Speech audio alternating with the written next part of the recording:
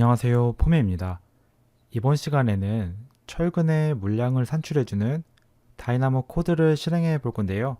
먼저 기둥을 선택해 보시면 우리가 이전 시간에 만들었던 31번으로 시작하는 기둥과 관련된 인스턴스 매개 변수를 볼 수가 있고요. 그리고 아래쪽에 보시면 데이터 그룹에서 30번으로 시작하는 철근과 관련된 공통 매개 변수를 확인할 수가 있습니다. 그리고 유형 편집에 들어가 보시면 아래쪽에 마찬가지로 31번으로 시작하는 기둥과 관련된 매개 변수를 볼 수가 있는데요. 우리가 입력할 데이터는 여기에 있는 이 타입 매개 변수를 입력하시면 됩니다. 여기서 매개 변수를 입력하게 되면 이 데이터를 기반으로 해서 31번으로 시작하는 인스턴스 매개 변수와 30번으로 시작하는 공통 매개 변수에 자동으로 계산된 값이 입력이 되는 거죠. 그러면 바로 실습을 해보도록 할 건데요. 가장 먼저 기둥의 이음 길이와 정착 길이를 입력해 보도록 하겠습니다. 먼저 텍스트의 크기를 조금 키워보도록 하고요. 기둥의 이음 길이에는 일반 사항을 참고해야 되지만 실습이니까 임의로 입력을 해보도록 하겠습니다. 이음 길이에는 1.3을 입력해 주고요. 정착 길이는 1이라고 임의로 입력을 해보도록 하죠. 길이가 조금 과한 것 같긴 한데 실습이니까 그냥 진행을 해보도록 하겠습니다. 그리고 첫 번째는 내진 기둥이 아닌 일반 기둥으로 진행을 할 거기 때문에 별도의 체크를 하지 않을 거고요. 띠철근의 단부에는 10mm짜리 철근이 200mm 간격으로 있다고 가정을 해보겠습니다. 그리고 내진 기둥이 아니니까 별도의 중앙부를 구분하지 않을 거고요. 보조근은 2개 정도가 있는데 10mm짜리 보조근이 있다고 가정을 해보겠습니다. 그리고 보조근의 길이는 2개가 있는 거잖아요. 그래서 0.6에 0.6짜리 기둥에 보조근이 하나, 2개가 있으니까 합계를 하면 0.6 더하기 0.6이니까 1.2m가 있다고 가정을 해보겠습니다. 그리고 주근에는 20개의 주근이 있는데 지름은 22mm 정도로 가정을 해보도록 하겠습니다. 그럼 이제 이 상태에서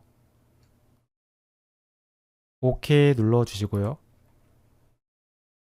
다이나모 플레이어를 실행해 보도록 하겠습니다. 그리고 노사수 폴더에 다운로드 받으신 철근 기둥 파일을 업로드해 주시고요. 실행을 하기 전에 다이나모 파일을 클릭해서 인풋 값을 입력해 보도록 하겠습니다. 이 인풋 값에 레빗의 버전을 입력해 주셔야 되는데요. 저는 2026 버전을 사용하고 있어서 2026이라고 입력을 해 주겠습니다. 만약에 2024 버전을 쓰고 계신다면 2024라고 입력을 하시면 되겠죠. 이 상태에서 런을 눌러볼 건데요. 코드를 실행하게 되면 이렇게 31번으로 시작하는 매개 변수와 30번으로 시작하는 공통 매개 변수에 데이터가 입력이 된 걸 확인할 수가 있는데요. 먼저 31번 데이터부터 하나씩 살펴보도록 하겠습니다. 지금 이 기둥의 전체 층고가 3m였고 슬래브 두께가 0.15잖아요. 그래서 데이터를 확인해 보시면 슬래브를 포함한 기둥의 전체 높이는 3m라고 기입이 되어 있고요. 슬래브를 제외하면 0.15를 공제했으니까 2.85가 정확하게 기입이 된 걸 볼 수가 있습니다. 그리고 우리가 이론 시간에 배웠던 것 중에 기둥의 단부 높이에 대해서도 배웠었잖아요. 기본적으로 여기에 입력되는 데이터는 일반 기둥과 내진 기둥을 포함해서 참고할 수 있는 보조적인 데이터가 모두 입력됐다고 생각하시면 될 것 같은데요. 그래서 일반 기둥이지만 내진 기둥을 산정할 때 포함되는 기둥의 단부 높이도 포함이 되어 있다고 생각하시면 될 것 같아요. 그래서 일반 기둥이지만 그래도 데이터가 정상적으로 입력이 되었는지 한번 확인을 해 보도록 하죠. 우리가 단부의 높이를 구할 때에는 해당 기둥의 최대 단면 치수, 그러니까 600에 600짜리 기둥이니까 최대 단면이 0.6이죠. 그리고 두 번째로는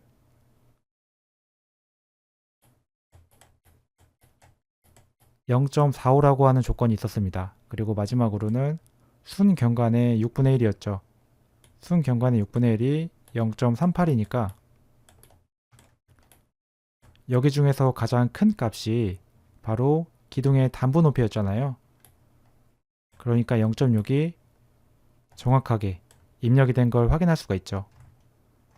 그리고 기둥의 순경관도 확인해 보시면 2.3이 기입이 되었는데요. 전체 층고에서 보의 높이만큼을 공제해서 기입이 되는데 보의 높이가 0.7이잖아요. 그러니까 3에서 0.7을 빼니까 2.3m가 기둥의 순경관으로 입력이 된 걸 볼 수가 있죠. 그리고 띠철근의 단부의 개수도 확인을 해 볼 건데요. 이 해당 기둥이 지금 외부 기둥이잖아요. 그래서 자동으로 다이나모가 파악을 해서 외부 기둥에 체크를 해 주었는데요. 외부 기둥일 경우에 띠철근의 개수를 구할 때에는 슬래브를 제외한 나머지 높이를 띠철근의 간격으로 나누는 거였잖아요. 그러니까 2.85를 0.2로 나누고 올림 처리한 다음에 플러스 1을 하게 되면 띠철근의 개수를 구할 수가 있는 거였잖아요. 그러면 계산기를 켜서 한번 확인을 해 보도록 하죠. 2.85를 0.2로 나누면 14.25가 나오는데 올림을 하게 되면 15가 되고 플러스 1을 더하게 되면 이렇게 정확하게 16이 입력이 된 걸 확인할 수가 있죠. 그리고 보통 모멘트 골조였으니까 중앙부에 별도의 띠철근을 기입을 하지 않아서 0이라고 하는 데이터가 출력이 됐고요. 상부 정착 개소를 확인해 보시면 기둥의 상부에 연장되는 기둥이 없기 때문에 정착을 해야 되니까 정착 개소에 1이 입력된 걸 확인할 수가 있습니다. 그리고 하부 정착 개소를 확인해 보시면 이 해당 객체는 하부에 연속되는 기둥이 있기 때문에 정착 개소가 0이 입력된 걸 확인할 수가 있죠. 그리고 정착이 되지 않기 때문에 하부의 기초 두께도 0이 입력이 된 걸 확인할 수가 있습니다. 그런데 예를 들어서 여기에 있는 원형 기둥을 선택해 보시면 지금 트랜스퍼된 기둥의 형태인데요. 이 기둥 같은 경우에는 하부에 연속되는 기둥이 없기 때문에 정착 개수가 1이라고 입력이 된 걸 볼 수가 있고요. 하부의 기초 두께에도 정착 개수가 있으니까 이 슬래브의 두께인 0.15가 입력이 된 걸 확인할 수가 있습니다. 그리고 지금 상태에서는 이 최하단에 기초가 있어야 되는데 지금 기초가 없어서 해당 기둥을 선택하게 되면 하부의 기초 두께가 입력이 안 되어 있는데요. 여기에 있는 슬래브를 하나 복사해서 1층에 붙여넣기 해보겠습니다. 그리고 바운더리를 편집해서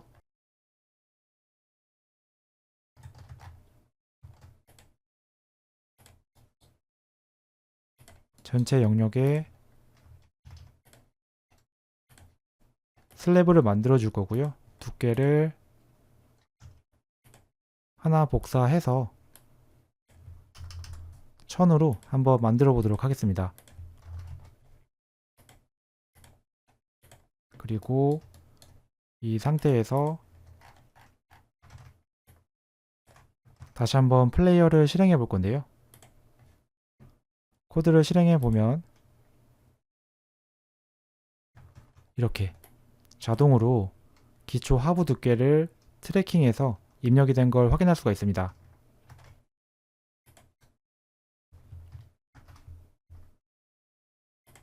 그리고 다시 첫 번째 선택했던 기둥을 선택해 주시고요.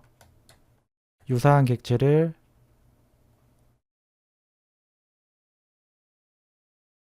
모두 선택해 보겠습니다. 그리고 확인해 보시면은 이 해당 타입 말고도 다른 타입의 기둥들이 더 있는 것 같은데요.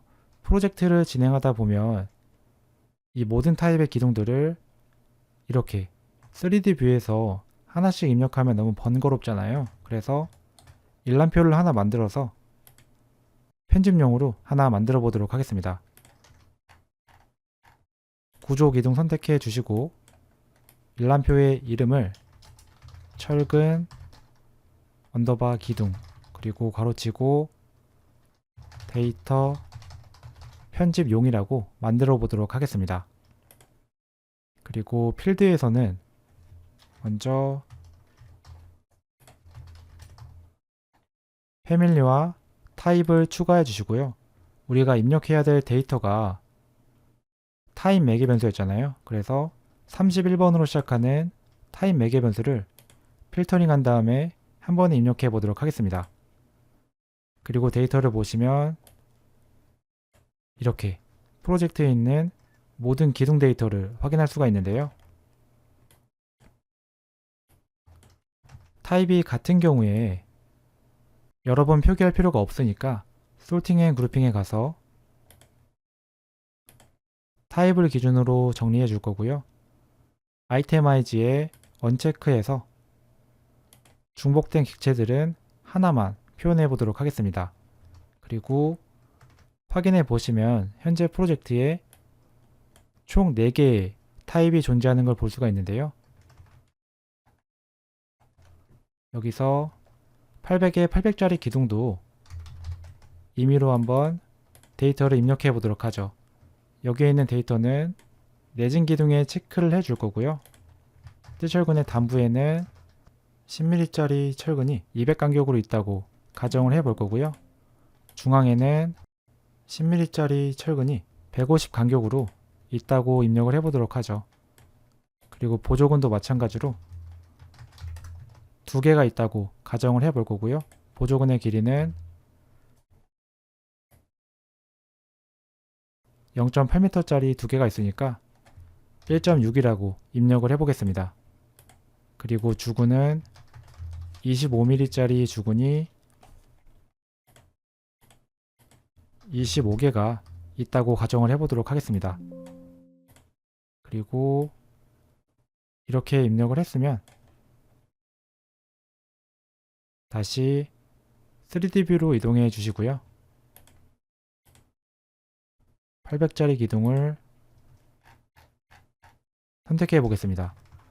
지금은 아직 최신화된 데이터가 반영이 안 되어 있는데요. 이 상태에서 다시 한번 코드를 실행해 보도록 하죠. 그럼 이렇게 데이터가 입력이 된 걸 확인할 수가 있고요. 해당 기둥은 내진 기둥에 체크를 했기 때문에 뜰철근의 개수를 구할 때 단부와 중앙이 구분이 돼서 입력이 된 걸 볼 수가 있고요. 그리고 아래쪽에도 보시면 철근의 지름별로 길이값이 구해진 걸 확인할 수가 있습니다.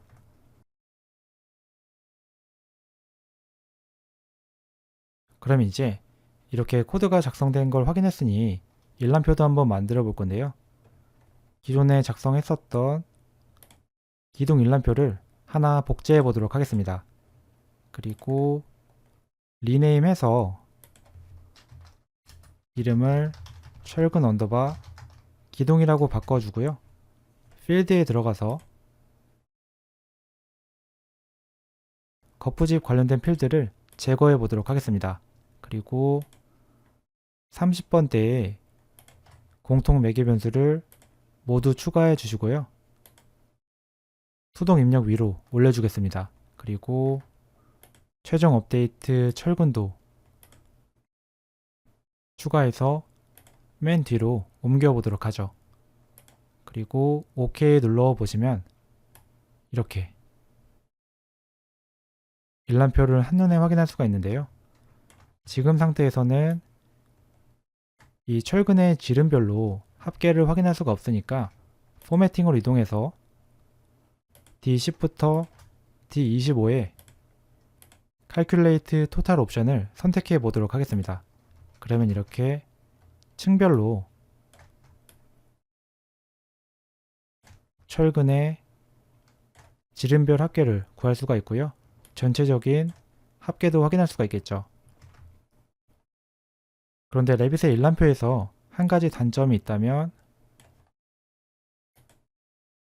입력된 데이터를 여러 줄로 확인할 수가 없는데요.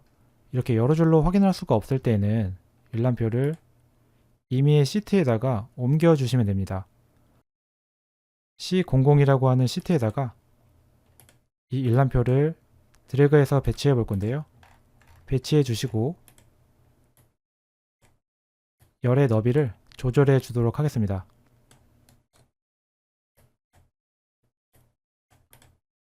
그리고 데이터를 확인해 보시면 이렇게 철근의 구분과 산출값 그리고 산출식을 확인할 수가 있고요. 이렇게 지름의 크기별로 구분한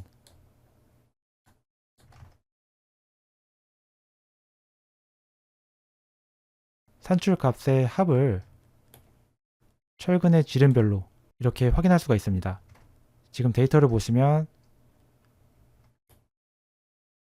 D10으로 구성된 D철근과 보조근의 산출값을 보시면 54.4와 27.2인데요. 이 두 개를 더하게 되면 81.6이잖아요.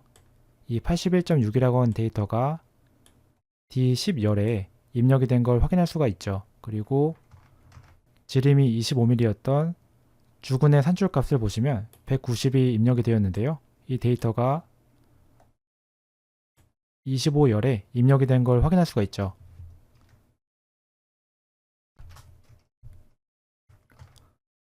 그리고 산출식도 확인해 보시면 우리가 이론 시간에 배웠던 것처럼 주근과 띠철근 그리고 보조근에 따라서 자동으로 기입이 된 걸 확인할 수가 있습니다. 그리고 아래쪽에 보시면 미입력이라고 되어 있는 부분이 있는데요. 이 해당 부분들은 다시 한번요. 해당 객체들은 아직 데이터를 입력하지 않았기 때문에 미입력이라고 표시가 되었는데요. 데이터 편집용에 들어가서 아직 입력되지 않은 데이터들을 입력해 보시고 테스트해 보시면 정상적으로 입력이 되는 걸 확인할 수가 있을 겁니다.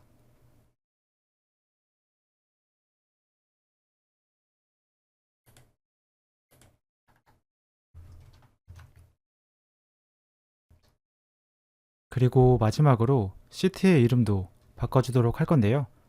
시트 우클릭해서 리네임 해주시고요. 시트의 번호를 C001로 바꿔주겠습니다. 그리고 시트의 이름은 기둥 철근 일람표라고 만들어주도록 하죠. 그리고